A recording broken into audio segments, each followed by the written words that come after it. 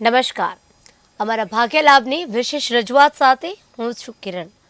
નજર કરીએ આજની આ મહત્વની વાત પર.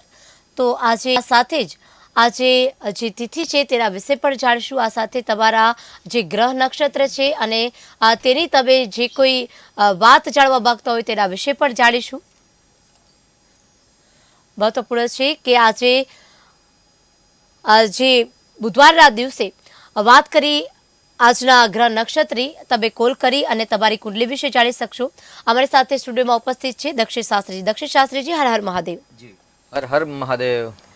શાસ્ત્રીજી, આજે બુધવાર છે અને પાંચમ છે અને આવતીકાલે ગુરુ પુષ્યા નક્ષત્ર છે અને આજનો દિવસ એટલે કે બુધવાર એટલે કહેવાય છે કે વિઘ્નેશ્વરાય વરદાય શુરપ્રિયાય લંબોદરાય શકલાય જગદ્ધિતાય નાગન્નનાય શ્રુતિ યજ્ઞ વિભૂષિતાય ગૌરી સ્તુતાય ગણનાથ નમસ્તે.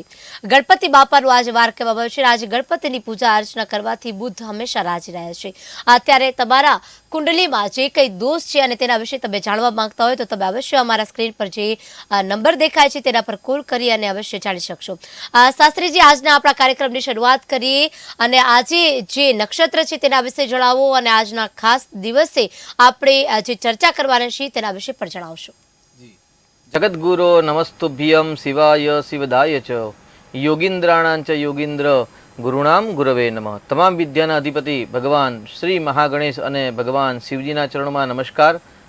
અને વિદ્યારંભે વિવાહે ચ પ્રવેશે નિર્ગમે તથા સંગ્રામે સંકટશ્ચૈવ વિઘ્નસ્તસ્ય ન જાયતે. એવું શાસ્ત્ર અનુસાર કહેવાય છે કે વિદ્યારંભ એટલે જ્યારે વિદ્યાનો આરંભ કરવાનો હોય ને ત્યારે હંમેશા શ્રી શારદા અને શ્રી મહાગણેશજીની પૂજા યજન અને સ્મરણ કરવાનું હોય છે.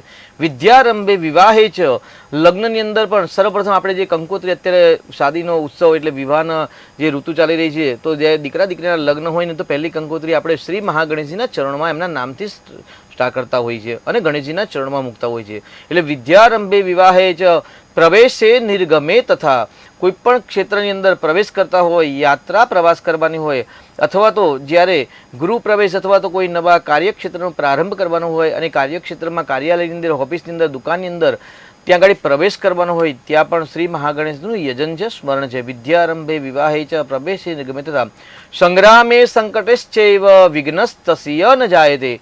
સંગ્રામ એટલે તે યુદ્ધની અંદર અથવા કોઈ ઘર્ષણની અંદર જ્યારે આપણે તે ફસાઈ ગયા હોય ત્યારે મહાશ્રી ગણેશ જે છે એ શ્રી મહાગણેશજીનું સ્મરણ કરવામાં આવે તો તમામ પ્રકારના સંકટ બાધામાંથી મુક્તિ મળતી હોય છે. એટલે આજનો વાર છે બુધવાર છે, આજની તિથિ છે પંચમી તિથિ છે અને આજે પુનર્વસુ નક્ષત્ર છે. એટલે આદરા પુનર્વસુ ને પુષ્ય એટલે પુનર્વસુ નક્ષત્રના માલિક છે બૃહસ્પતિ ગ્રહ દેવતા. આજનો વાર છે બુધવાર છે અને તિથિ છે પંચમી છે. પાંચમ તિથિના અધિપતિ દેવતા છે એ સર્પ દેવતા છે.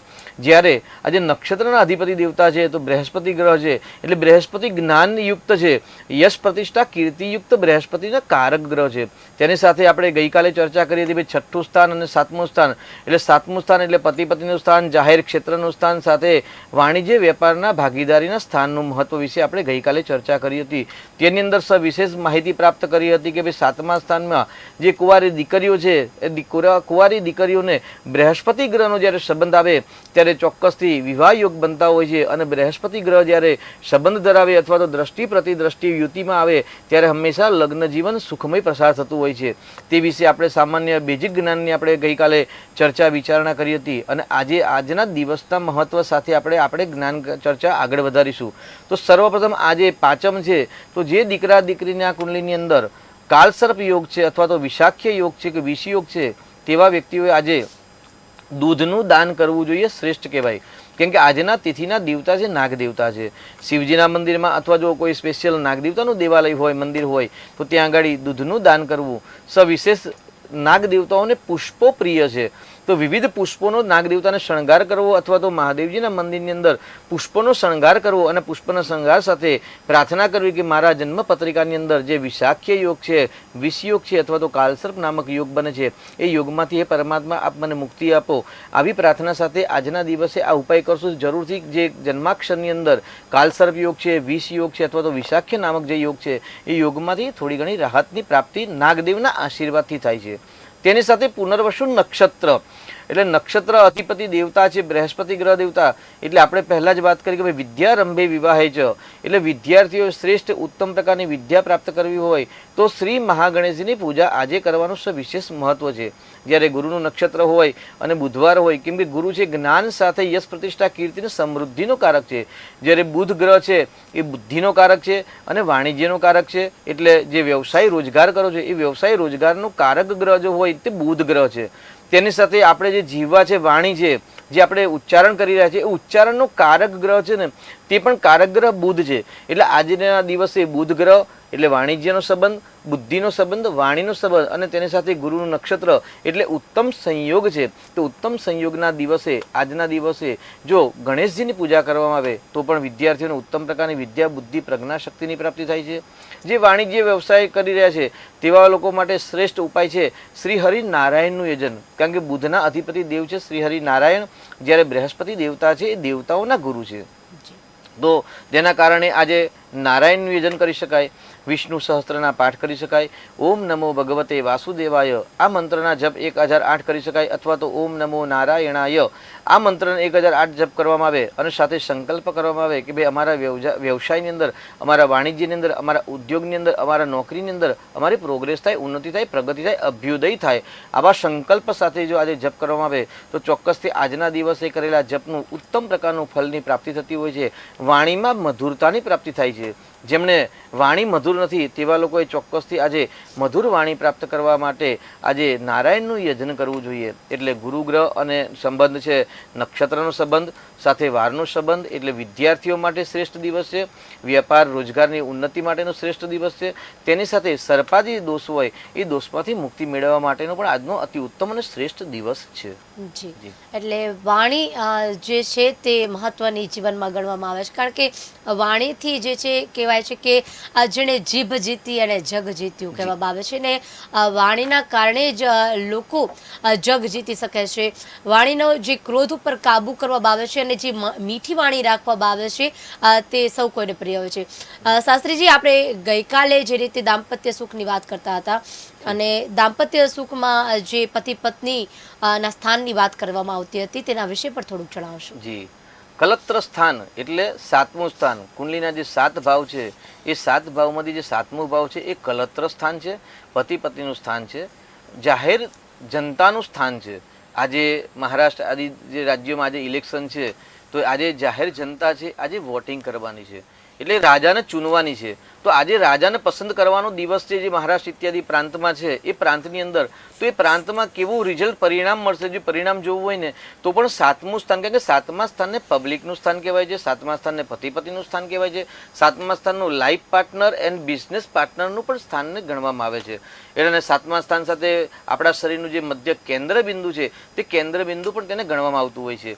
એટલે આજના દિવસે હવે કોઈ 7મા સ્થાન જ્યારે બળવાન થતું હોય, 7મા સ્થાનમાં શુભ ગ્રહ હોય અથવા તો 7મા ભાવના અધિપતિ ગ્રહ કોઈ શુભ ગ્રહ બળવાન સાથે કેન્દ્ર ત્રિકોણ યોગ જ્યારે કરે અથવા તો પંચ મહાપુરુષ નામક જે યોગ છે એ પંચ મહાપુરુષ નામક યોગમાંથી કોઈ એક શુભ યોગનું જ્યારે સર્જન કરતા હોય, સામાન્ય આપણે વાત કરીએ ભાઈ 7મા ભાવની અંદર મકર રાશિનો ઉચ્ચનો બળવાન મંગળ બનતો હોય, અથવા કર્ક રાશિનો ઉચ્ચનો બૃહસ્પતિ ગ્રહ બનતા હોય, અથવા તો મીન રાશિના શુક્ર મહારાજ બળવાન બનતા હોય, મેષ રાશિમાં સૂર્ય બળવાન બનતા હોય. જો આવા પંચ મહાપુરુષ યોગમાંથી માલવ્યાદી જે યોગ છે એમાંથી કોઈ પણ જો યોગનું નિર્માણ થતું હોય, જે ઇલેક્શનમાં જે રાજાએ આજે પસંદગી છે એ રાજાને જો આવા કુંડલીના યોગ હોય તો જરૂરથી આજના દિવસે પબ્લિક દ્વારા એમને એકદમ સારામાં સારો સપોર્ટ એટલે વોટ મળવાની શક્યતા વધારે છે.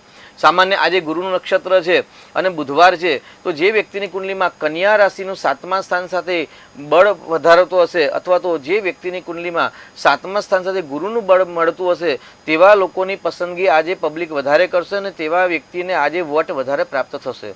એટલે 7મું સ્થાન છે જાહેર જનતાનું સ્થાન. એટલે જ્યારે જાહેર જનતાની અંદર તમારે જો પ્રેમ, યશ, પ્રતિષ્ઠા, કીર્તિને જો પ્રાપ્તિ કરવી હોય તો આપની કુંડલીમાં 7મું સ્થાન એટલે 7મો ભાવ બળવાન હોવો જોઈએ. સાથે દાંપત્ય જીવનને મધુરતા પ્રાપ્ત કરવી હોય અથવા તો દાંપત્ય જીવન કેવું રહેશે અથવા તો લગ્ન ક્યારે થશે, તમામ પ્રકારના જે પ્રશ્નો છે ને પ્રશ્નો 7મા સ્થાનથી જોવામાં આવતા હોય છે. ગઈકાલે આપણે જે ચર્ચા કરી હતી કે ભાઈ 7મા સ્થાનમાં વૃષભ લગ્નમાં મંગળ હોય અથવા તો સપ્તમ સ્થાનનો માલિક મંગળ છે એ કઈ સ્થિતિમાં છે. તેવી રીતે આજે આપણે વાત કરીશું કે ભાઈ 7મા સ્થાનની અંદર કોઈ વ્યક્તિનું તુલા લગ્ન છે અને તુલા લગ્નમાં 7મા સ્થાનમાં મેષ રાશિ આવે. ગઈકાલે આપણે વૃશ્ચિક રાશિની વાત કરી, આજે આપણે મેષ રાશિની વાત કરીશું. તો મેષ રાશિ આવે તો સામાન્ય મેષ વૃશ્ચિક કયો ભાવમાં એવું કહેવાય કે મેષ રાશિ અને વૃશ્ચિક રાશિના માલિક છે ને મંગળ છે. મંગળના ગુણધર્મ આપણે ગઈકાલે પણ જાણ્યા હતા વિસ્તારપૂર્વક. આજે આપણે સામાન્ય મંગળ વિશે જાણીએ. મંગળ એક ક્રોધી ગ્રહ છે, મંગળ જિદ્દી ગ્રહ છે, મંગળ હઠાગ્રહી ગ્રહ છે, સાથે મંગળ લોહીનો કારક છે, મંગળ સૈનિક છે, મંગળ છે એ મેનેજમેન્ટનો કારક છે, મંગળ છે સ્પોર્ટ્સનો કારક છે, મંગળ છે શરીરની અંદર સ્ફૂર્તિ ઉર્જા અને એનર્જીનો કારક ગ્રહ છે. તો મંગળ ગ્રહ છે એટલે જે વ્યક્તિની કુંડલીમાં દીકરો હોય કે દીકરી જેની કુંડલીમાં 7મા સ્થાનમાં મેષ રાશિ આવે એટલે મેષ વૃશ્ચિક કયો ભૂમાં એટલે મેષ રાશિના માલિક મંગળ છે અને મંગળ છે એ ધરતીના દ્યુલોકનો અગ્નિનો ગુણધર્મ છે. જ્યારે મેષ રાશિ છે એ અગ્નિ તત્વની રાશિ છે એટલે જ્યારે 7મા સ્થાનમાં અગ્નિ તત્વ આવે ત્યારે દીકરો હોય તો તેને પત્ની હંમેશા ઉગ્ર સ્વભાવની પ્રાપ્ત થાય અને દીકરી હોય તો એમને પતિ જે પ્રાપ્ત થાય તે ઉગ્ર સ્વભાવનો જિદ્દી હઠાગ્રહી સાથે આળસુ પ્રમાદ એવા પતિ અથવા તો પત્નીની પ્રાપ્તિ થતી હોય છે. કેમ કે મંગળ છે એ ક્રોધી ગ્રહ છે અને હઠાગ્રહી ગ્રહ છે. તેની સાથે મેષ રાશિ છે. તો મેષ રાશિ કેવી છે તો ભાઈ મેષ રાશિનું જે ચિહ્ન છે એ ઘેટાનું ચિહ્ન છે.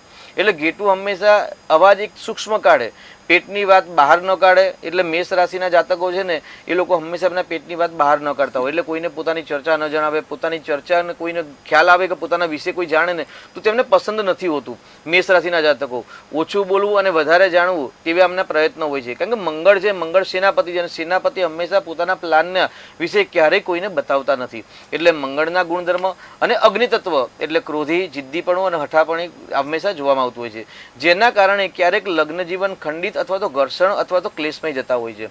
એટલે પતિ પતિના સ્થાનની અંદર જ્યારે ઉગ્ર ગ્રહ અથવા તો અગ્નિ તત્વની રાશિ હોય અને અગ્નિ તત્વના રાશિના સ્વામી દેવતા છે અશુભ સ્થિતિમાં હોય, કેમ કે અગ્નિ તત્વની 3 રાશિ છે.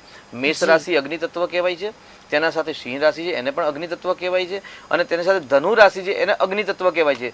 અને 3 રાશિ અગ્નિ તત્વના સ્વામી અલગ અલગ દેવતા છે. મેષ રાશિના માલિક મંગળ છે, પોતે અગ્નિ તત્વ છે. જ્યારે સિંહ રાશિના માલિક સૂર્ય છે એ પોતે પણ અગ્નિ તત્વ છે, પરંતુ એ આકાશના અગ્નિ તત્વ છે, યુનિવર્સલના અગ્નિ તત્વ છે. જ્યારે આપણે બૃહસ્પતિની વાત કરીએ તો ભાઈ ધનુ રાશિના માલિક છે, અગ્નિ તત્વના માલિક ગુરુ છે, પણ એ જ્ઞાનયુક્ત છે, સૌમ્ય છે અને શુભ ગ્રહ છે. એટલે ધનુ રાશિની અંદર જ્યારે અગ્નિ તત્વના ગ્રહ સૂર્ય અને મંગળ આવે ત્યારે એ લોકોનું લગ્ન જીવન દાંપત્ય જીવન મધુર બની જાય. પરંતુ સિંહ રાશિની અંદર જ્યારે મંગળ અને સૂર્યની યુતિ પ્રતિયુતિ હોય અથવા તો મેષ રાશિની સ્થાનમાં પતિના સ્થાનમાં જ્યારે મંગળની યુતિ અથવા તો સૂર્યની યુતિ હોય ત્યારે હંમેશા પુરુષને પત્ની ક્રોધી મળે, જિદ્દી મળે, હઠાગ્રહી મળે. જેના કારણે અશુભ ગ્રહ જો એમાં પણ જો પાપ ગ્રહની યુતિ હોય અથવા તો પાપ ગ્રહની કોઈ દ્રષ્ટિ હોય, પાપ ગ્રહ એટલે શનિની દ્રષ્ટિ અથવા તો રાહુ કેતુની દ્રષ્ટિ અથવા તો કુદ્રષ્ટિ હોય અથવા તો જોડે સાથે ડિગ્રીકલ નજીક હોય અથવા તો મેષ રાશિના 3 નક્ષત્ર આવે અશ્વિની, ભરણી અને કૃતિકા. તો જો અશ્વિની નક્ષત્રના માલિક કેતુ છે, જો કેતુના નક્ષત્રમાં મંગળ અને સૂર્ય બંને આવે તો પણ દાંપત્ય જીવન ઘર્ષણમય જતું હોય છે, ક્લેશમય જાય, કંકાસમય જાય અથવા તો લગ્ન જીવનમાં વિલંબ થાય અથવા તો લગ્ન ખંડિત થવાની પણ સંભાવના વધી જતી હોય છે. આ એક જ્યોતિષ બેઝિક સિદ્ધાંત છે અને સિદ્ધાંતના આધાર પર 7મું સ્થાન જેનું બળવાન બને તેનું દાંપત્ય જીવન બળવાન બને. 7મા સ્થાનમાં રહેલી રાશિ 7મા સ્થાનનો કારક, આપણે કારક વિશે ગઈકાલે જાણ્યું હતું. ભાઈ દીકરા માટે શુક્ર ગ્રહ અને દીકરી માટે બૃહસ્પતિ ગ્રહ. એટલે શુક્ર અને ગુરુની જો સ્થિતિ શુભ સ્થિતિ હોય તો ચોક્કસથી એમનું લગ્ન જીવન દાંપત્ય જીવન મધુરમય જતું હોય છે. પરંતુ આ બંને શુભ સ્થિતિમાં ન હોય અને સાથે 7મા સ્થાનમાં પાપ ગ્રહની દ્રષ્ટિ હોય અથવા તો પાપ ગ્રહની યુતિ હોય અથવા તો પાપ ગ્રહ ત્યાં બિરાજમાન હોય અથવા તો જે નક્ષત્ર છે, જે ગ્રહ રાશિ છે એ રાશિના નક્ષત્રાધિપતિ દેવતા છે એ ખરાબ સ્થાનમાં પાપ ગ્રહની યુતિ પ્રતિમા હોય ત્યારે હંમેશા દાંપત્ય જીવન ક્લેશમય જતું હોય છે.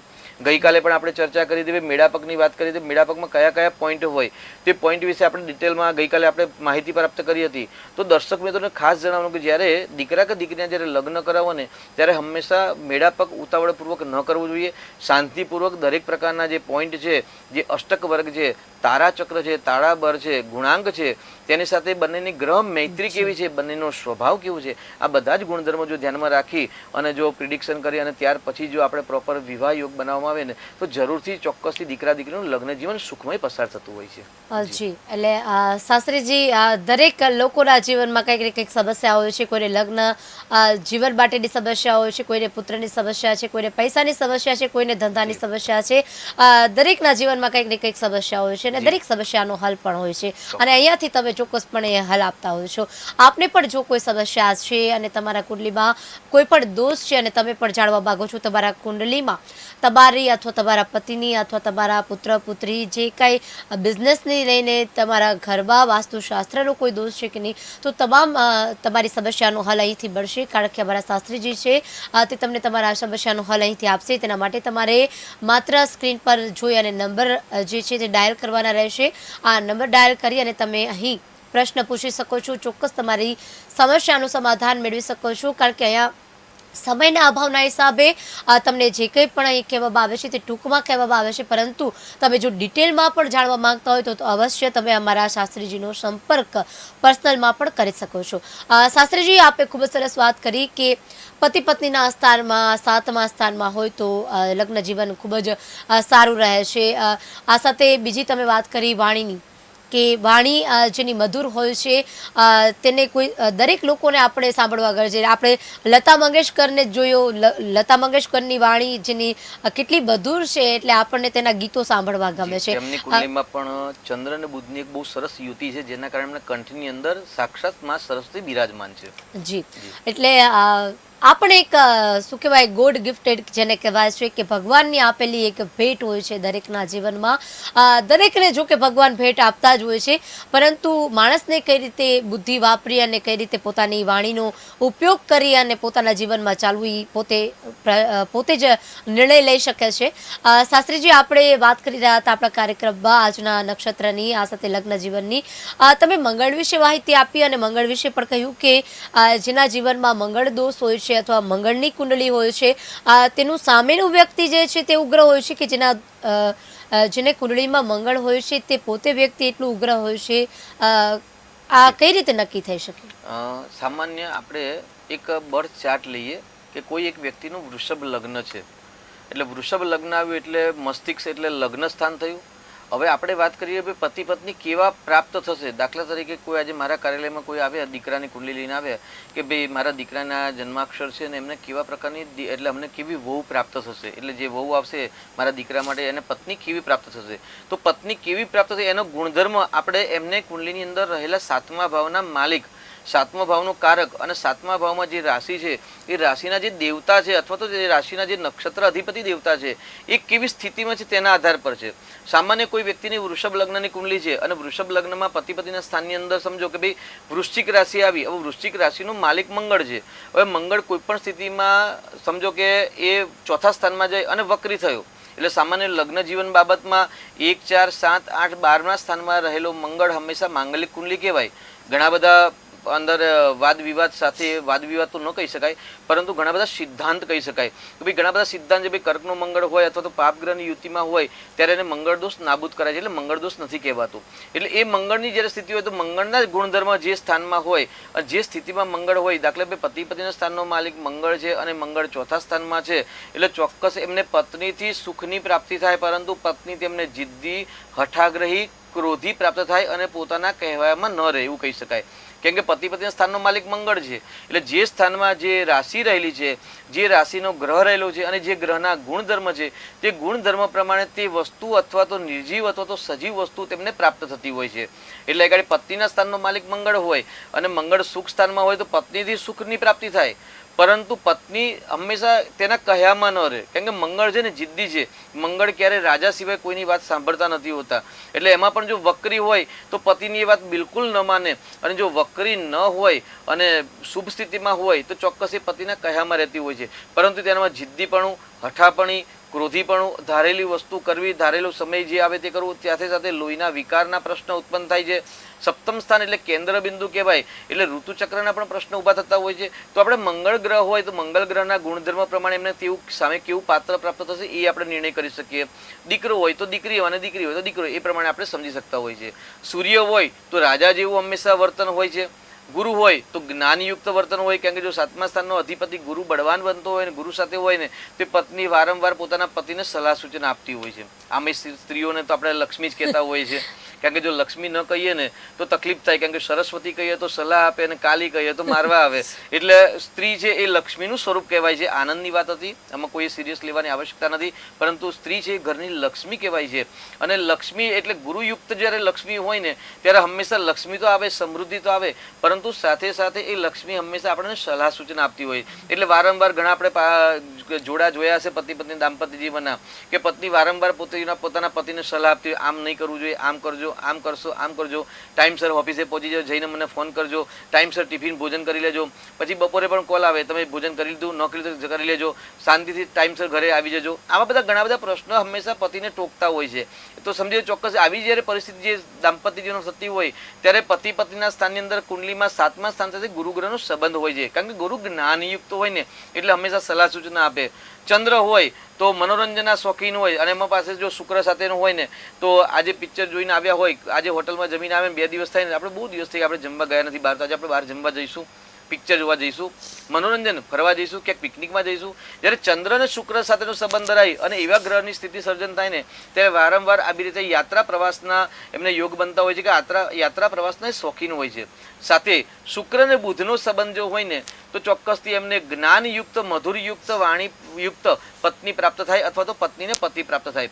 કેમ કે શુક્ર છે એ મનોરંજનનો કારક છે, પરંતુ સાથે સાથે જ્યારે બુધનો સંબંધ થાય ને ત્યારે બુધ અને શુક્રને એક રાજયોગ કહેવાય છે, અને ઉત્તમ પ્રકારનો રાજયોગ કહેવાય છે. સારામાં સારા જે માર્કેટિંગના સેલ્સ અધિકારીઓ હોય છે, ઉચ્ચ પદવી પર બિરાજમાન હોય છે, જેનામાં માર્કેટિંગની સેલ્સ સારામાં સારી સ્કિલ હોય છે, તેવા લોકોની કુંડલીમાં જો આપણે જોવા જઈએ ને તો ચોક્કસથી ત્યાં આગળ શુક્ર અને બુધનો સંબંધ છે. અને બેને જે વાત કરી કે ભાઈ જેના જીભમાં મધુરતા હોય ને એના દરેક પ્રકારના કામ થતા હોય, તો જે વ્યક્તિની કુંડલીમાં શુભ સ્થિતિમાં શુક્ર અને બુધની સ્થિતિ હોય, તેમની વાણીમાં મધુરતા હોય, અને સાથે જો પતિ પત્નીના સ્થાનમાં જો શુક્ર બુધની યુતિ હોય ને તો ચોક્કસ એમને મધુરભાષી સુંદર પત્ની પ્રાપ્ત થાય. એટલે નયનરમ્ય હોય, તેમની મુખાકૃતિ પણ સુંદર હોય છે, તેમના ગાલની અંદર એવું કહેવાય ખાડા પડતા હોય, કારણ કે શુક્ર છે ને એક આકર્ષકનું કારક છે, અને તેમની જે વાણીમાં છે તો એકદમ મધુરતા હોય છે. એવું લાગે કે સાક્ષાત એ સ્ત્રીના મુખારવિંદની અંદર જીવામાં માં સરસ્વતી શારદા સ્વયં બિરાજમાન હોય છે. એટલે 7મા સ્થાન ત્યારે શુક્ર અને બુધની યુતિ હોય ત્યારે હંમેશા એ લોકોની મધુર વાણી પણ હોય છે. સાથે ત્રીજું સ્થાન છે કંઠનું સ્થાન છે, અને બીજું સ્થાન છે વાણીનું સ્થાન છે. જેમ કે બેને વાત કરી કે લતા મંગેશકર, તો લતા મંગેશકરની કુંડલીમાં ચંદ્ર બુધ અને શુક્રની સુંદર યુતિ છે. એ યુતિના કારણે તેમને સાક્ષાત સરસ્વતીમાં ભગવતી એમના કંઠમાં બિરાજમાન થઈ અને દરેકને આજે રસપાન કરાવી રહ્યા છે જે એમના મધુર કંઠ દ્વારા. તેવી રીતે જે વ્યક્તિની કુંડલીમાં ત્રીજું સ્થાન બળવાન થાય, ત્રીજા સ્થાનના અધિપતિ બળવાન હોય, દ્વિતીય એટલે બીજું સ્થાન વાણીનું સ્થાન છે, ત્રીજું સ્થાન છે કંઠનું સ્થાન છે, અને કંઠના સ્થાન સાથે ટ્રાયેંગલની અંદર કેન્દ્ર ત્રિકોણના અધિપતિમાં જ્યારે પતિ પતિના સ્થાન પર જ્યારે બુધ અથવા તો શુક્રનો સંબંધ, અને એમાં પણ જો ચંદ્રનો સંબંધ હોય તો અલંકૃત ભાષા. શુક્ર અને બુધની ભાષા તો એકદમ મીઠાશ છે, ભાષા વાણીમાં મધુરતા, વાક્ય રચના સુંદર વાક્ય રચના હોય, પરંતુ જે એમાં ચંદ્ર હોય ને તો નયન અને કર્ણપ્રિય નયન રમ્ય વાણી સાથે એ અલંકૃત ભાષા બોલે, એટલે મનોરંજન સાથે. ઘણા બધા આપણે ટીવી કલાકારની અંદર આપણે જોઈએ હાસ્ય કલાકાર હોય છે, અને એમની વાણીમાં એટલી બધું કલા હોય છે કે શબ્દની ચોક્કસ ગોઠવણી સાથે તે લોકોની વાણીમાં અલંકૃત શબ્દ હોય છે. અલંકૃતના કારણે આનંદની અનુભૂતિ થતી હોય છે, હાસ્ય પ્રદાન કરતા હોય છે. એટલે શુક્ર અને બુધની યુતિ અને સાથે જો શુભ સ્થિતિમાં જો ચંદ્રનો સંબંધ હોય ને તે હંમેશા મનોરંજન યુક્ત તેમની વાણી હોય છે. એટલે જે સ્ત્રી પુરુષની કુંડલીમાં શુભ ગ્રહ 7મા સ્થાનમાં ચંદ્ર શુક્ર બુધની યુતિ પ્રતિયુતિ દ્રષ્ટિ દ્વારા શુભ સ્થિતિમાં શુભ યોગનું જો સર્જન કરતા હોય તો તેમને પત્ની વાણી એટલે મીઠાશયુક્ત પત્ની, સારી મધુરભાષી વાણી વાળી પત્ની પ્રાપ્ત થાય. અને સ્ત્રીની કુંડલીમાં હોય તો તેમને એવું પતિ પ્રાપ્ત થતો હોય છે. એટલે સામાન્ય ગ્રહ અને વાત રહી હવે શનિ બાકી રહી ગયા, આપણે તો શનિની પણ ચર્ચા કરીએ જોડે જોડે. હવે પતિ પતિના સ્થાનમાં જો શનિ હોય ને તો હંમેશા નર્વસતા હોય, ઉદાસીનતા હોય, વિલંબથી લગ્ન થાય, લગ્ન મોડા થાય, અથવા તો લગ્ન જીવનમાં મધુરતા ન હોય, અથવા તો પાર્ટનર લાઈફ પાર્ટનર કે બિઝનેસ પાર્ટનર અંદર ક્યારેક સમસ્યા હોય. અને જો શુભ ગ્રહની સ્થિતિ હોય અને એમાં જો રાહુ કેતુનો જો સંબંધ ન હોય તો ચોક્કસથી તેમને પત્ની કે પતિને આવ્યા પછી તેમનો ભાગ્યોદય થાય, ભાગ્યની ઉન્નતિ થાય. અને જો સંતાન સાથે જો એક ગ્રહ કે રાશિ સંબંધ ધરાવતા હોય તો લગ્ન પછી સંતાન થયા પછી તેમનો ભાગ્યોદય થતો હોય. એટલે સામાન્ય 7મું સ્થાન જેનું બળવાન થાય અથવા તો 7મા સ્થાનના ગ્રહ બળવાન થાય તેમનું લગ્ન જીવન સારું, લગ્ન જીવન મધુરમય પ્રસાર થતું હોય છે. જી, શાસ્ત્રીજી તમે કહ્યું કે જે રીતે સ્ત્રીને સરસ્વતી પણ કહેવામાં આવે છે, લક્ષ્મીનું સ્વરૂપ કહેવામાં આવે છે, મહાકાળી પણ કહેવામાં આવે છે. જેવી રીતે દરેક લોકો અલગ અલગ સ્વરૂપે જોતા હોય છે. જોકે સ્ત્રીમાં આ બધા જ રૂપ હોય છે. જેવું વાતાવરણ હોય છે તે રીતની સ્ત્રી વર્તતી હોય છે. પછી તે લક્ષ્મી હોય. અને એક વાત તો ચોક્કસ છે શાસ્ત્રીજી અહીંયા, કે જે પણ ઘરમાં લક્ષ્મી માનવામાં જ આવે છે ખરેખર ગૃહિણીને, તે ઘરમાં માં લક્ષ્મીનો વાસ ક્યારેય ખૂટતો નથી. માં લક્ષ્મીના આશીર્વાદ તેને સદાય પ્રાપ્ત થતા હોય છે. શાસ્ત્રમાં પણ કહ્યું છે કે યત્ર નાર્યસ્તુ પૂજ્યંતે રમંતે તત્ર દેવતા. જ્યાં સ્ત્રીની પૂજા થાય ત્યાં ભગવાન સ્વયં બિરાજમાન થાય છે. જી, એટલે માં લક્ષ્મીની પૂજા કરવી અવશ્ય છે. જો માં લક્ષ્મીની આપણે પૂજા કરીએ તો આપણે ધન પ્રાપ્ત થતું હોય છે. પરંતુ હમણાં જ ધનતેરસ ગઈ છે અને આપણે જોયું કે હવે લોકોમાં એ અવેરનેસ આવતી જતી હોય છે. બધા લોકો જે રીતના લક્ષ્મીમાની પૂજા કરતા હોય છે, ઘણા આપણે જોયું છે કે ઘણા બધા ઘરમાં લોકો તેમની ગૃહિણીઓની પણ પૂજા કરતા હોય છે. બહુ સારી વાત છે. આ જો વસ્તુ લોકો પોતાના જીવનમાં ઉતારે તો આ ખૂબ જ સારી વાત જ કહેવાય. શાસ્ત્રીજી, આ સાથે તમે કહ્યું કે આપણે મંગળની વાત કરી, શનિની વાત કરી, શુક્રની વાત કરી, ગુરુની પણ વાત કરી. આ સાથે સંતાનની પણ આપણે થોડીક વાત કરી લઈએ. કારણ કે જે લોકોના જીવનમાં દાંપત્ય જીવન ખૂબ જ સારું હોય છે, પરંતુ સંતાનને લઈને ક્યાંક તકલીફ હોય છે. ઘણી વખત સંતાન જે છે સંતાન યોગ મોડો બનતો હોય છે, તે પણ હોય છે. ઘણું દાંપત્ય જીવનમાં સંતાન આવી ગયા પછી પણ ઘણી બધી તકલીફ હોય છે. તો આવું પણ જીવનમાં બનતું હોય છે. ત્યારે આ સંતાનની જે તકલીફ હોય છે ત્યારે જે દાંપત્ય જીવનમાં ખાસ બંને પક્ષે શું ધ્યાનમાં ખાસ રાખવું, કારણ કે જેથી તેમને સંતાનનું સુખ પ્રાપ્ત થઈ શકે? જી, બહુ સુંદર અને સરસ પ્રશ્ન છે. અને આ પ્રશ્ન હંમેશા જ્યારે દીકરા કે દીકરીના વિવાહ કરવાના હોય તે પૂર્વે જો આ પ્રશ્નની જો ચર્ચા વિચારણા કરવામાં આવે તો ચોક્કસથી તેમનું ભવિષ્ય સુંદર જતું હોય છે. સામાન્ય જ્યારે મેળાપક કરવામાં આવે તે મેળાપકની અંદર જ્યારે ગુણાંક જોવામાં આવતા હોય છે, માંગલિક કુંડલી છે કે નહીં તે પણ આપણે જોઈએ છીએ, તારાબળ કેટલા મળે છે તેની પણ આપણે ગણના કરતા હોય છે. તેની સાથે બંનેના સ્વભાવ કેવા થશે એ પણ આપણે જાણીએ. ભાઈ ચંદ્ર રાશિ મેળ છે, નક્ષત્રાધિપતિ, એ બંનેની પ્રકૃતિ અને સ્વભાવનું મેળાપક હોય છે. એ પ્રકૃતિ અને સ્વભાવનો મેળાપક કર્યા પછી આયુષ્ય વિશે જાણો કે પતિ પત્નીનું દાંપત્યનું આયુષ્ય કેવું રહેશે લગ્ન પછી. કારણ કે ઓપોઝિટ ગ્રહ જોવાના હોય છે. પત્નીની કુંડલીમાં પતિના ગ્રહ અને પતિની કુંડલીમાં પત્નીના ગ્રહ, એટલે ઓપોઝિટ ગ્રહની સ્થિતિ કેવી છે, બંને મિત્ર છે કે નથી. તેવી જ રીતે પર્સનલ લાઈફના પણ ગ્રહ જોવાના હોય છે. અને 5મું સ્થાન અને 12મું સ્થાન, આ બંને સ્થાનને પણ બહુ મહત્વ આપ્યું છે. કારણ કે 5મું સ્થાન છે વિદ્યા સ્થાન છે, બુદ્ધિ સ્થાન છે, સંતાન સ્થાન છે. આપણે 1 માસ પહેલા આ 5મા સ્થાન વિશે વિસ્તારપૂર્વક આપણે વર્ણન કર્યું હતું. પરંતુ આજે મેળાપકના આધાર પર આપણે વાત કરીએ તો ભાઈ 5મું સ્થાન જેનું બળવાન બનતું હોય એને સંતાન યોગ થાય. અત્યારે નવા વર્ષની અંદર જ અત્યારે વર્તમાનમાં અમદાવાદની અંદર હયાત છે, ઇંગ્લેન્ડથી એક બ્રાહ્મણ દંપતી અહીં આવેલા છે. એમનું નામ નહીં દઉં કેમ કે નામ ન લઈ શકાય, પરંતુ એ સંતાન માટે જ આવ્યા છે. અત્યારે એમની ઉંમર 38 વર્ષની આસપાસ છે. બંને પતિ પત્નીની 1-2 વર્ષની ઉંમરનો આધાર છે.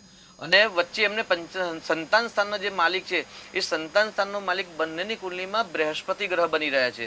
મેળાપક જોઈએ તો મેળાપક પરફેક્ટ છે, ગુણાંકમાં કોઈ પ્રોબ્લેમ નથી, પર્સનલ લાઈફમાં પણ નથી, સ્વભાવમાં પણ નથી. કેમ કે એકની રાશિ છે મેષ રાશિ છે અને બીજા વ્યક્તિની રાશિ છે તુલા રાશિ છે.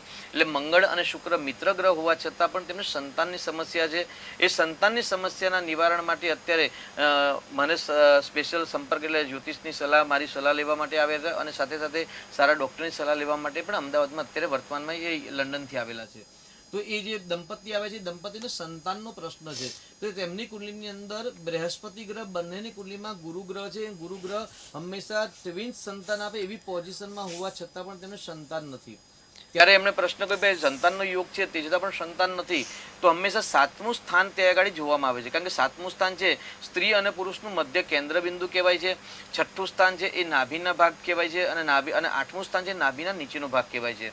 એટલે પુરાતન તત્વનો ભાવ કહેવાય છે. અને પુરાતન તત્વ સાથે મંગળ અને શુક્રનો સંબંધ ધરાય છે. કારણ કે મંગળ છે એ એગ્રેસિવ ગ્રહ છે, મંગળ ઉર્જાનો કારક છે. તો બંનેમાં પતિ પત્નીમાં કેટલી ઉર્જા છે, તો એ ઉર્જા છે કે ઉર્જા તો મંગળ અને શુક્રની ઉર્જા પાપ ગ્રહની યુતિ પ્રત્યે પ્રતિયુતિના કારણે તે ઉર્જા કપાય છે, જે કપાવાના કારણે જે સંતાનને એટલે ગર્ભ નામનો જે પિંડ છે, પિંડને જે ગર્ભની અંદર જે સેટ થવાનું હોય એ પિંડનું જે સેટલમેન્ટ છે એ સહન કરવાની શક્તિ એટલે એમનામાં ક્ષમતા નથી હોતી રહેતી. એટલે જે બ્રહ્માંડનો જે પિંડ કહેવાય છે, કારણ કે પિંડ છે એ જે ભૂત પિંડ અથવા તો આપણે એને બાળક કહીએ અથવા તો એને શુક્ર ગ્રહ કહીએ છીએ. તો જે શુક્ર ગ્રહ છે એ શુક્ર ગ્રહની સ્થિતિ છે એ જે કેપેસિટી હોવી જોઈએ જે ધારણ કરવાની એ ક્ષમતા છે એ ક્ષમતા નષ્ટ પામતી હોય છે. એટલે ત્યાં આગળ ગુરુ ગ્રહ સંતાન આપવા માટે સક્ષમ હોવા છતાં પણ પાપ ગ્રહની યુતિ છે ત્યાં આગળ શનિ રાહુ ઇત્યાદિ પાપ ગ્રહની ખરાબ યુતિના કારણે તેમને પેટના ઇન્ફેક્શનના પ્રોબ્લેમ થાય છે, પેટના નાના મોટા પ્રોબ્લેમ થાય છે, પેટના ઉદરની પીડાના કારણે તેમને ગર્ભ રહેતો નથી ને તેની દેવા માટે સ્પેશિયલી તે લોકો અમદાવાદમાં આવ્યા છે. એટલે દાંપત્ય જીવનની અંદર મધુરતા તો પ્રાપ્ત થાય, પરંતુ મધુરતા સાથે વંશવેલો જ્યારે આગળ વધે તે વંશવેલો આગળ વધારવા માટે પાંચમું સ્થાન પણ બહુ શુદ્ધ હોવું જરૂરી છે. પાંચમા સ્થાન સાથે શુભ ગ્રહની યુતિ હોય, જેમ કે એક વ્યક્તિની કુંડલીમાં પાંચમા સ્થાન સાથેનો સંબંધ ભાગ્યસ્થાન સાથે સંબંધ ધરાય છે અને ભાગ્યસ્થાનનો માલિક પાંચમા સ્થાન સાથે સંબંધ ધરાય ત્યારે એને પરિવર્તન નામક યુગ કહેવાય છે. અને આ પરિવર્તન યુગ એવું કહી શકાય કે તમારું ભાગ્ય પ્રબળ છે, પરંતુ સંતાન આવ્યા પછી જ ભાગ્યોદય થશે. અને ભાગ્યનો માલિક સંતાન સ્થાનમાં હોય, સંતાન સ્થાનનો માલિક ભાગ્યમાં હોય તો ભાઈ સંતાનને પિતાથી ફાયદો અને પિતાને સંતાનથી ફાયદો થાય. જો માતાની કુંડલીમાં આ યોગ હોય તો માતાની અને દીકરાની કુંડલી જોઈ શકે ભાઈ માતાને દીકરાને પરિવર્તન યોગ બનતો હોય તો તમારું ભાગ્ય તમારું સંતાન આવ્યા પછી જ થશે. હવે સામાન્ય પતિ પત્નીના સ્થાનનો માલિક સુખ સ્થાન સાથે અથવા તો કર્મસ્થાન સાથે જે સંબંધ ધરાવે અને પરિવર્તન શુભ નામક યોગ બને તો ભાઈ આપણે ચોક્કસ કે ભાઈ તમારા ભાગ્યોદય તમારા લગ્ન પછી તમારા પત્નીના આવ્યા પછી તમારો ભાગ્યોદય થશે અથવા તો તમારા લગ્ન થયા પછી તમારું ભાગ્યોદય થશે. એટલે પતિ પત્નીના સ્થાનનો માલિક અને ભાગ્યસ્થાનનો માલિક જે સ્થાન સાથે સંબંધ ધરાવતા હોય તે સ્થાન સાથેના જે સમય અવધિ હોય છે, જે ગ્રહ હોય એ અવધિ પ્રમાણે તેના પાત્ર એ વ્યક્તિના આવવાથી નિર્જીવ વ્યક્તિ હોય અથવા તો સજીવ વ્યક્તિ હોય તો સજીવ અને નિર્જીવ વ્યક્તિ દ્વારા હંમેશા ભાગ્યોદય થતો હોય છે. એટલે પાંચમું સ્થાન જે સંતાન સ્થાન છે અને બહુ જ મહત્વની ભૂમિકા છે, કારણ કે સંતાનથી જ હંમેશા ભાગ્યોદય થતો હોય છે. કોઈકના ભાગ્યોદય પત્નીથી થાય છે અથવા તો લગ્ન પછી ભાગ્યોદય બને અથવા તો કોઈક વ્યક્તિનો જે ભાગ્યોદય છે એ સંતાનના આવ્યા પછી બનતો હોય છે. સામાન્ય આજે હું મારી પોતાની જ કુંડલીની વાત કરી રહું તો મારી કુંડલીમાં જ ભાગ્યસ્થાનનો માલિક સંતાન સ્થાનમાં છે અને સંતાન સ્થાનનો માલિક ભાગ્યસ્થાનમાં છે. એટલે શનિ અને બુધનો સંબંધ મારી કુંડલીમાં જ પરિવર્તન યોગ બનેલો છે. તે મારા મોટા દીકરાના જન્મ થયા ત્યાર પછી જ મારા ભાગ્યની ઉન્નતિ છે. જ્યારે મારો બીજો દીકરો આવ્યો ત્યાર પછી દિવસે ને દિવસે પર ડે મારી પ્રોગ્રેસ છે, ઉન્નતિ છે, ક્યારેય મારું કંઈ માઇનસ થયું નથી, કેમ કે સંતાનથી જ મારો ભાગ્યોદય છે. અને શનિ અને બુધની યુતિ પ્રતિયુતિ એટલે શનિની ઉંમર છે 36 વર્ષ અને બુધની ઉંમર છે 32 વર્ષ હોય. એટલે 32 અને 36 વર્ષ પછી જ હંમેશા વ્યક્તિની પ્રોગ્રેસ ઉન્નતિ પ્રગતિ થતી હોય છે. તે પ્રમાણે ચોક્કસ દરેક ગ્રહની એક ઉંમર હોય છે, અવસ્થા હોય છે અને શુભ અને અશુભત્વ હોય છે. એટલે જે પ્રમાણે શુભ બળવાન હોય તો ચોક્કસ એ એની ઉંમર પહેલા શુભ ફળ પ્રદાન કરતા હોય છે અને જ્યારે અશુભત્વ હોય ત્યારે જેની ચોક્કસ જે ઉંમર છે ઉંમર થયા પછી ત્યારબાદ જ એ એનું શુભ ફળ આપવા માટે સમર્થ બનતા હોય છે. તેની સાથે દશા અંતરદશા કે પ્રત્યંતર દશા જ્યારે આવે ત્યારે દશા અંતર પ્રત્યંતર દશા જે ભાગ્યેશ છે અને ભાગ્યના માલિક અધિપતિ અથવા તો પંચમેશના અધિપતિ અથવા તો સપ્તમેશના અધિપતિ જે ગ્રહના અધિપતિ ગ્રહની દશા અંતરદશા આવતી હોય તે સ્થાનના લગતા ફળના શુભત્વમાં વધારો થાય. અને જો જન્મના હોરોસ્કોપમાં નેગેટિવ હોય તો નેગેટિવ ફળનું શુભત્વ કે અશુભત્વ વધતું હોય છે. તેવી જ રીતે તારા ચક્રની અંદર જ્યારે વધ કોલમની અંદર જ્યારે એક ગ્રહ નક્ષત્રાધિપતિ આવતા હોય ત્યારે ચોક્કસથી એ 2-2.5 વર્ષનો જે સમય આવે ને ત્યારે મુશ્કેલી કષ્ટ પીડા આવતા હોય છે. એમાં પણ જો સાથે સાથે પનોતીનો સમય હોય અને પનોતી સાથે જે પાપ ગ્રહની યુતિ પ્રતિયુતિ હોય એ ગ્રહ જ્યારે વધ કોલમમાં આવતા હોય કે પ્રત્યરી કોલમમાં આવતા હોય તો ચોક્કસથી તે સમય કષ્ટમય, દુઃખમય, ક્લેશમય અથવા તો છૂટાછેડા યોગ બને અથવા તો કર્જ બની જાય. આવા કોઈ અનહોની ઘટનાઓ બનવાનો સમય બની જતો હોય છે.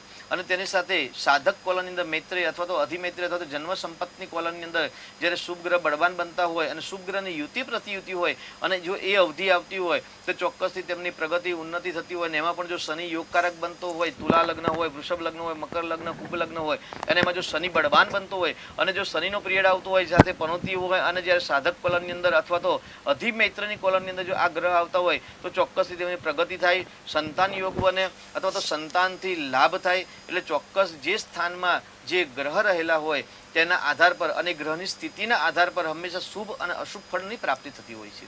જી, આપ પણ આપની કુંડલી પરથી તમારું ભવિષ્ય જાણી શકો છો. તમને કોઈ પણ તકલીફ હોય, તમારી કુંડલીમાં તમારી ગ્રહ દશા શું છે તે જાણવા માંગતા હોય તો તમે ચોક્કસપણે સ્ક્રીન પર જે નંબર દેખાય છે તે નંબર પર ડાયલ કરી અને અવશ્ય તમે ફોન કરી અને તેના વિશે જાણી શકો છો. આપણે પ્રોગ્રામને આગળ વાત કરીશું.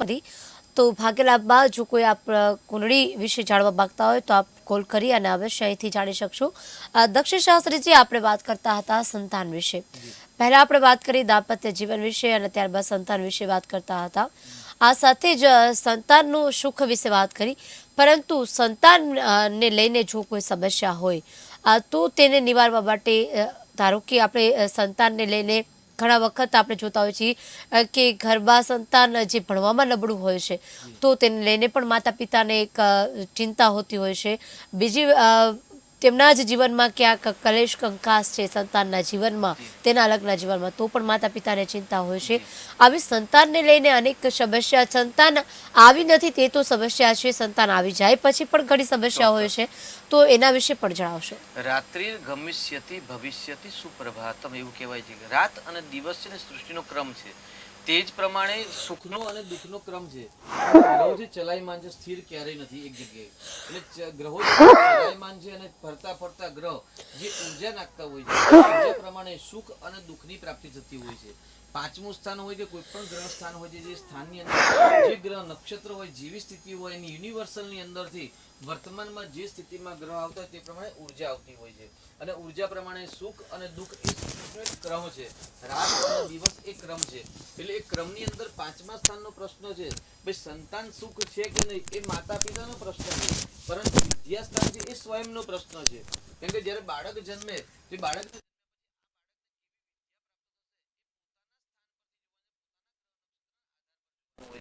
એટલે પાંચમું સ્થાન જેનું બળવાન થાય તેને હંમેશા કેવા પ્રકારની વિદ્યા મળશે, કયા લાઈનની અંદર એ કરશે, એજ્યુકેશન પ્રાપ્ત કરવું છે એમને તો કેટલી ડિગ્રી પ્રાપ્ત કરશે, કેવા પ્રકારની ડિગ્રી પ્રાપ્ત કરશે, કયા પ્રકારની ડિગ્રી પ્રાપ્ત કરશે અને કઈ લાઈનમાં જશે. શનિની લાઈન છે, મંગળની, સૂર્યની અલગ અલગ લાઈન છે, તે કઈ લાઈનમાં એ અભ્યાસ કરશે, એટલે ડિપ્લોમા કરશે, એન્જિનિયર બનશે કે ડોક્ટર બનશે કે કયા પ્રકારની ડિગ્રી પ્રાપ્ત કરશે, તે પાંચમા સ્થાનમાં રહેલા રાશિ અને રાશિ અધિપતિ અને રહેલા ગ્રહના આધાર પર નક્કી કરવામાં આવે છે. પરંતુ સંતાન સ્થાન એટલે સંતાન કેવી થશે કે સંતાન થશે કે નહીં, તો સંતાન ક્યારે થશે અને સંતાન કેવી થશે, તો એ સંતાન કેવા થશે એ માતા પિતાની કુંડલીના આધાર પર હોય છે. એટલે જ્યારે વિદ્યાનો પ્રશ્ન હોય ત્યારે સ્વયંની કુંડલી હંમેશા દ્રશ્યમાન કરવી, અને જ્યારે સંતાનના પ્રશ્ન હોય ત્યારે હંમેશા માતા પિતાની કુંડલીમાં દ્રષ્ટિ કરવી. એટલે માતા પિતાના કુંડલીમાં સંતાનનું સુખ હોય એટલે પાંચમું સ્થાન જેનું બળવાન બનતું હોય તો પાંચમા સ્થાનના આધાર પર તેમને સંતાન થશે કે નહીં, સંતાન ક્યારે થશે, મેલ થશે કે ફિમેલ થશે, એટલે દીકરો થશે કે દીકરી થશે. હંમેશા દીકરો કે દીકરી થશે એવું કહેવામાં આવતું નથી, કારણ કે આગળ સંતાન જ શબ્દ વાપરવામાં આવે છે શાસ્ત્રની અંદર. ભાઈ સંતાન જ થશે એવું શબ્દ વાપરવામાં આવે છે, પરંતુ પુરુષ ગ્રહ અને સ્ત્રી ગ્રહ જે બંને ગ્રહ છે, એટલે જે ગ્રહ બળવાન બનતો હોય અને બંને ગ્રહના બળવાનના આધાર પર હંમેશા ક્રોસ કરીએ કે ભાઈ પત્નીની કુંડલીમાં સંતાન સ્થાનનો માલિક શુક્ર છે ફોર એક્ઝામ્પલ, અને જ્યારે પુરુષની કુંડલીમાં સંતાન સ્થાનનો માલિક સમજો કે સૂર્ય છે, તો સૂર્ય અને શુક્રના આધાર પર તેમને મેલ કે ફિમેલ સંતાન થશે એનું આપણે નક્કી કરતા હોય છે. એટલે સંતાન સ્થાનમાં જે રહેલી રાશિ છે એ રાશિ સાથે એકી રાશિ છે કે બેકી રાશિ છે, તેમાં રહેલા ગ્રહ છે એ પુરુષ ગ્રહ છે અથવા તો સ્ત્રી ગ્રહ છે, તે ગ્રહના આધાર પર તેમને સંતાન કેવી થશે, સંતાન યોગ ક્યારે બનશે, તે ગ્રહના શુભાશુભના આધાર પર આપણે સંતાન વિશે પરફેક્ટ માહિતી આપી શકતા હોય છે. એટલે જે વ્યક્તિની કુંડલીમાં પાંચમું સ્થાન બળવાન બનતું હોય તેમને ચોક્કસથી સંતાન સુખમાં અભિવૃદ્ધિ થતી હોય છે.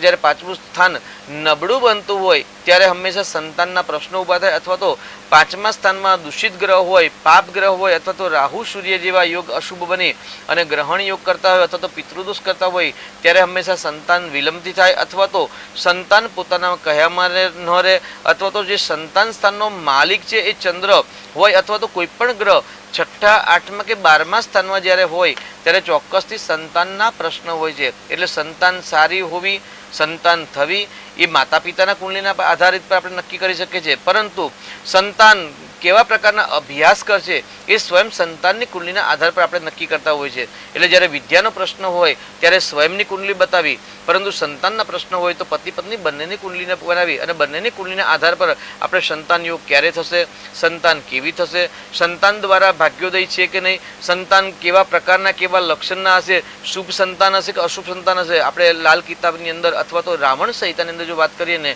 તો ઋણાનુબંધની એમાં જ્યોતિષના વિશે બહુ ઊંડાણપૂર્વક બાયફર્કેશન રાવણ સંહિતામાં લખેલું છે. તો રાવણ સંહિતાના આધાર પર જે પણ વ્યક્તિ આપણને મળે છે એ વ્યક્તિ ઋણાનુબંધના આધાર પર મળે છે. એટલે ઋણાના બંધના લક્ષણ જોવા હોય તો રાવણ સંહિતાની અંદર જ્યોતિષ સંહિતા રાવણની જે છે, કેમ કે રાવણ પણ મહાજ્ઞાની હતા અને એ જ્યોતિષના આધાર પર જ તે ત્રણ લોકના રાજા બન્યા હતા, એટલે ત્રૈલોક વિજયી બન્યા હતા. ચંદ્રહાસ નામનું જે ખડગ હતું એ ખડગના આધાર પર માં નિકુંભલા દેવીની કૃપાથી રાવણ ત્રિકાલ જ્ઞાની હતા અને ત્રિકાલ જ્ઞાની ગ્રહોના આધાર પર હતા અને દરેક ગ્રહોની ચાલનું એમને નોલેજ હતું. તો એ રાવણ સંહિતા છે, એ રાવણ સંહિતાના આધાર પર જે આપણને પતિ પત્ની, માતા પિતા, ગુરુ અથવા તો ભત્રીજા, દીકરા દીકરી, ભાણા ભાણેજ, સાસુ સસરા, જે પણ સંબંધ, મિત્ર અથવા જો આપણે જે કાર્ય કરતા હોય કાર્યક્ષેત્રની સમકક્ષ કાર્ય કરનાર વ્યક્તિ, સહોદર, મિત્ર ભાવ, કોઈ પણ વ્યક્તિ જે આપણને મળે છે એ તમામ પ્રકારના ઋણાનુબંધ આધાર પર મળે છે. અને એ ઋણ કેવું છે, આપવાવાળા છે કે લેવાવાળા છે તેના પર આધારભૂત છે. એમાં સંતાનનું પણ શ્રેષ્ઠ ભૂમિકા છે કે ભાઈ સંતાન છે એ ઋણી છે, એટલે આપવાવાળો સંતાન છે કે લેવાવાળો. જેમ કે આપણે વાત કરી કે ભાઈ ભાગ્યસ્થાન અને સંતાન સ્થાનનો જે પરિવર્તન યોગ હોય તો સંતાન દ્વારા જ હંમેશા ભાગ્યોદય થતો હોય, પરંતુ ભાગ્યસ્થાનનો માલિક સંતાન સ્થાન કે સંતાન સ્થાનનો માલિક ભાગ્યસ્થાનમાં અશુભ યુતિ કરતા હોય, પાપ ગ્રહની યુતિમાં હોય તો ચોક્કસથી સંતાનના પ્રશ્નો હંમેશા સતાવ્યા કરે. સંતાનથી નુકસાન નુકસાન અને નુકસાન, એટલે એ હંમેશા લેવા આવ્યા હોય છે. એટલે જે આત્માના જ્યારે આપણે સંબંધ સંતાન તરીકે આવે કે પતિ પત્નીની મુલાકાત થતી હોય ને લગ્ન થતા હોય છે તો એ આપવા માટે આવ્યા છે કે લેવા માટે હોય, ચાહે સુખ હોય, પૈસા હોય, જ્ઞાન હોય, સમૃદ્ધિ હોય કે દુઃખ હોય, કોઈ પણ કારણ આપવા માટે આવે છે. તો શું આપવા માટે આવે છે તેનું વિશેષ માહિતી રાવણ સંહિતાની અંદર રાવણ મહારાજે આ વર્ણન કરેલું છે. એટલે જો સંતાન સારા હોય ને તો પાંચમું સ્થાન પિતૃદોષ ન હોય, ગ્રહણ દોષ ન બનતો હોય કે અથવા તો પાંચમા સ્થાનના માલિક છઠ્ઠા, આઠમા કે 12મા સ્થાનમાં ન હોય, શુભ ગ્રહની યુતિમાં હોય, શુભ ગ્રહની દ્રષ્ટિમાં હોય તો ચોક્કસથી સંતાન સુખ સારું પ્રાપ્ત થાય. અને જો પાપ ગ્રહની યુતિમાં હોય, પાંચમું સ્થાન દૂષિત હોય, પાંચમું સ્થાનની અંદર પાપ ગ્રહ રહેલા હોય, રાહુ સૂર્ય દ્વારા કે ચંદ્ર કેતુ દ્વારા પિતૃદોષ નામક, ગ્રહણ દોષ નામક અથવા તો કાલસર્પ નામક દોષ જ્યારે બનતા હોય ત્યારે ચોક્કસથી સંતાનના પ્રશ્ન થતા હોય છે. અને એમાં જો દીકરી હોય અને શુક્ર ગ્રહ સ્ત્રી ગ્રહ છે, ચંદ્ર ગ્રહ સ્ત્રી ગ્રહ છે અને શુક્ર ચંદ્ર પાંચમા સ્થાન સાથે દૂષિત થતા હોય ને ત્યારે ચોક્કસથી હંમેશા દીકરા દીકરીના લગ્નેતર બાહ્ય સંબંધ થઈ અને જેના કારણે માતા પિતાના હંમેશા એ નુકસાન અને હાનિ અને માનહાનિ પહોંચાડતા હોય છે. એટલે શુભ ગ્રહ કે અશુભ ગ્રહની યુતિ પાંચમા સ્થાન પર અને પાંચમા સ્થાનમાં રહેલી રાશિ, રાશિ અધિપતિ નક્ષત્ર અને નક્ષત્રના અધિપતિના માધ્યમ દ્વારા આપણે સંતાન થશે કે નહીં, સંતાન કેવી થશે, સંતાન સુખ આપશે કે સંતાન દુઃખ આપશે, તે બધી જ વસ્તુ આપણે પાંચમા સ્થાનના આધાર પર આપણે નક્કી કરતા હોઈએ છીએ. હાજી શાસ્ત્રીજી, તમે સરસ વાત કરી કે સંતાનનું સુખ કેવી રીતે મેળવવું. સંતાનની જીવનમાં જે કંઈ તકલીફ છે એ માત્ર સંતાનની કુંડળી પરથી અથવા માતા પિતા બંનેની કુંડળી પરથી જાણી શકાય, માત્ર માતા કે પિતાના કુંડળી પરથી નથી જાણી શકાતું. શાસ્ત્રીજી, અહીંયા મારી પાસે એક મને મનમાં પ્રશ્ન થાય છે કે આપણે જે ગર્ભ જ્યારે કોઈ પણ સ્ત્રીના જીવનમાં રહે છે ત્યારથી 9 મહિનાના માસ દરમિયાન એવું કહેવામાં આવે છે કે જ્યારે પેટમાં રહેલી સંતાન જે કંઈ સાંભળે છે, જે કંઈ માતા વર્તન કરે છે તે તેના જીવન ઉપર અવશ્ય પ્રભાવ લઈને આવતું હોય છે. ત્યારે જ્યારે કોઈ પણ ગર્ભવતી સ્ત્રી છે તેને વધુ કઈ બાબતનું ખાસ ધ્યાન રાખવું જેથી તેની સંતાન છે તે સારા નવે ગ્રહ આધીન લઈને આવે, આ સાથે જ ક્યાંક એવા સંસ્કાર લઈને આવે કે જેથી લઈને તેની માતા પિતાને ક્યારેય જીવનમાં તકલીફ ન પડે. બહુ શ્રેષ્ઠ વાત કરી છે અને ઉત્તમ છે અને આ વિષય લાંબો પણ વિષય છે, પણ આપણે ટૂંકમાં જો આ વિષય વિશે વાત કરીએ ને તો આપણે 2 ઉદાહરણ આપી સરસ લઈ શકીએ કે ભાઈ અભિમન્યુ છે ને એ યુદ્ધના જે 7 કોઠા હતા ને એ 7 કોઠામાં 6 કોઠા હંમેશા યુદ્ધમાંથી જ એમણે પ્રાપ્ત કર્યા હતા. એટલે માતાના જે ગર્ભમાં રહ્યા અભિમન્યુ અને ગર્ભમાં રહી અને એમણે 6 કોઠાનું જ્ઞાન ગ્રહણ કર્યું હતું. પણ જ્યારે 7મા કોઠાની જ્યારે ચર્ચા કરતા હતા ત્યારે એમની માતાને નિંદ્રા આવી ગઈ હતી. જે નિંદ્રાના કારણે એ 7મા કોઠાની જે ક્રિયા હતી એ ક્રિયા અભિમન્યુ શીખી શક્યા નહોતા. એટલે અભિમન્યુ યુદ્ધની અંદર હણાયું, કારણ કે 7મા કોઠાનું જ્ઞાન તેને ન હતું. એટલે માતા પિતાને અને માતાની જે અવસ્થા છે એ અવસ્થા પ્રમાણે જ બાળકની અવસ્થા થતી હોય છે. બીજા નંબરની અંદર આપણે વર્તમાનની સ્થિતિની વાત કરીએ તો આજના જે નવા જનરેશનના જે બાળકો છે ને એ બધા જ મોબાઈલની અંદર, કોમ્પ્યુટરની અંદર માસ્ટર હોય છે. કોઈ પણ વસ્તુ મોબાઈલ તરત મંતરતા હોય છે અને એ લોકોને તરત આવડી પણ જતું હોય છે. તેનું મુખ્ય કારણ છે કે અત્યારની જે સ્ત્રીઓ છે એ સ્ત્રીઓ હંમેશા જ રોજ નિત્ય ઇન્સ્ટાગ્રામ, ફેસબુક, મોબાઈલ ઇત્યાદિ જોતા હોય છે. અને ગર્ભમાં રહેલી સ્ત્રીઓ જ્યારે જે પ્રક્રિયા કરે છે, જે ક્રિયા કરે છે કે અથવા તો એમની આજુબાજુમાં જે રહેલું જે વાતાવરણ છે એ વાતાવરણના અનુરૂપ હંમેશા બાળકના સંસ્કાર હોતા હોય છે. એટલે આપણે સંસ્કાર કહીએ તો ગર્ભના સંસ્કાર કહીએ છીએ. સામાન્ય આપણે ગુજરાતીમાં કહેવત છે કે જેને કોઈ ન પહોંચે તેનું સંતાન પહોંચી શકે. કેમ કે માના જે લક્ષણ છે, કેમ કે એક જીવમાંથી બીજો જીવ આપવો એટલે માતા એક ઉત્તમ પ્રકારનો જીવ આપે છે કે પોતાના જીવમાંથી બીજો જીવ આપે છે. અને જ્યારે જીવમાંથી જીવ સર્જન થાય તો ચોક્કસ ડીએનએ તો એ જ હોય. એટલે 7 મહિના સુધી જે માતાએ જે પણ કાર્ય કર્યા છે, જે લક્ષણ કર્યા છે, જે પણ ખાધું પીધું છે, વાણી ઉચ્ચારણ કર્યું છે, જેવા કર્મ કર્યા છે અને જેવું વાતાવરણ છે તેવા જ બાળકના સંસ્કાર આવતા હોય છે. એ ચોક્કસ વાત છે. હાજી શાસ્ત્રીજી, અત્યારે સમયના અભાવથી આપણે આ વાતને અહીંયા જ રાખી. આવતીકાલે ફરીથી આ જ ટોપિક પર આપણે વિસ્તૃત ચર્ચા કરીશું. અત્યારે અમારા ભાગ્યલાભ કાર્યક્રમમાં અત્યારે બસ આટલું જ. જો તમે આ કાર્યક્રમ ફરીથી નિહાળવા માંગતા હોય તો અમારી યુટ્યુબ ચેનલ ઉપર ફરીથી તમે આખો કાર્યક્રમ નિહાળી શકો છો. અને તમને જીવનને લગતા કોઈ પણ પ્રશ્ન છે તો તમે અવશ્ય કોલ કરીને જાણી શકશો.